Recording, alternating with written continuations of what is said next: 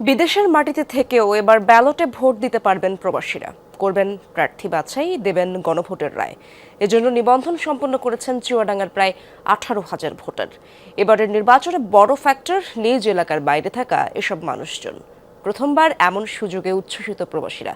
সংসদ প্রতিনিধি নির্বাচনেও করছেন হিসেব নিকেশ। নির্বাচন সংশ্লিষ্টরা বলছেন, ভোট কেন্দ্রের মতোই পোস্টাল ব্যালটের ভোটও হবে শতভাগ স্বচ্ছ।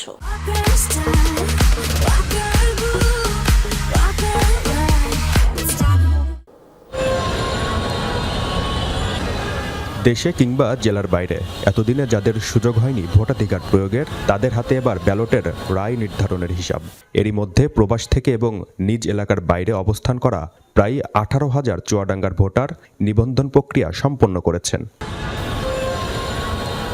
প্রবাসী ভোটারদের জন্য চালু হওয়া পোস্টাল ব্যালট ব্যবস্থার মাধ্যমে ডাকযোগে নিজেদের ভোটাধিকার প্রয়োগ করতে পারবেন তারা। হাজারো মাইল দূরে থেকেও দেশের ভোটে অংশ নিতে পেরে উচ্ছ্বসিত প্রবাসীরা। দেশের সার্বিক উন্নয়নে যোগ্য প্রার্থী বাছাইয়ের হিসাব নিকাশও করছেন রেমিটেন্স যোদ্ধারা। আজ 32 বছর এই প্রবাস জীবনে কখনো এই ধরনের সুযোগ পাইনি, তবে এবার এই সুযোগ যে ব্যক্তি আমাদের করে দিয়েছে তার জন্য দোয়া করে এবং অনুভূতি অত্যন্ত ভালো লাগছে। প্রবাসী যারা আছে তাদের জন্য, তাদের দিকে দৃষ্টি রেখে খেয়াল রেখে এরকম যোগ্য সৎ নিষ্ঠাবান নেতা আমরা আশা করি।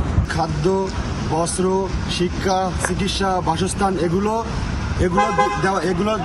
বাস্তবায়ন করার জন্য একজন নিরপেক্ষ সৎ যোগ্য প্রার্থী আমরা নির্বাচন করব। তবে এ প্রক্রিয়ায় ভোটারদের উৎসাহিত করার দায়বদ্ধতা শুধু সরকারের নয়, বরং প্রার্থীদেরও। এবারের নির্বাচনের পোস্টাল পদ্ধতি যতটুকু গ্রহণযোগ্য হবে, তার প্রভাব পড়বে পরবর্তী নির্বাচনগুলোতে। প্রবাসী যারা আছে তারা আসলে এখন পর্যন্ত ওইভাবে পরিষ্কার না তারা কিভাবে ভোট দিবে। অন্যান্য উন্নত বা উন্নয়নশীল দেশেও কিন্তু পোস্টাল ব্যালটের একটা প্রচলন দেখা যায়। এটা যেহেতু প্রথমবার বাংলাদেশ সরকার এটা চালু করলো, আমরা ভবিষ্যতে দেখব এই ভোটের পরে আসলে এটার ইম্প্যাক্ট কেমন পড়ে। নতুন যেহেতু আসছে, আর সেই হিসাবে কিছুটা কম বেশি এলেও হতেও পারে, ভুলভ্রান্তি থাকলেও থাকতে পারে, তবে আমি আশা রাখি যে শতভাগ নিশ্চিত থাকবে, গোপনীয়তাও থাকবে। নির্বাচন সংশ্লিষ্টরা বলছেন, এ ব্যবস্থায় প্রবাসীদের সঙ্গে রাষ্ট্রের সম্পর্ক আরও শক্তিশালী হবে। নিরাপত্তা ও স্বচ্ছতার দিক থেকে প্রশ্ন তোলার সুযোগ নেই। প্রতীক বরাদ্দের পর থেকে শুরু করে নির্বাচনের দিন পর্যন্ত যত পোস্টাল ব্যালট আসলো, সেই সবগুলো বাক্সকে সামনে আনা হবে এবং সকল প্রার্থীর এজেন্ট, গণমাধ্যম কর্মী এবং সকল দপ্তরের উপস্থিতি, প্রার্থীদের প্রতিনিধি, ইচ্ছা করলে প্রার্থীরাও থাকতে পারবেন, তাদের উপস্থিতি তখন সেগুলো সাধারণ কেন্দ্রের মতো ভোট গণনা হবে। তবে সীমাবদ্ধতাও কম নয়। ঠিক সময়ে ব্যালট পৌঁছানো, ডাক বিভাগের নির্ভরযোগ্যতা এবং ভোটের গোপনীয়তা, এই সবকটি বিষয় বড় চ্যালেঞ্জের মুখে পড়বে বলে মনে করেন নির্বাচন বিশেষজ্ঞরা।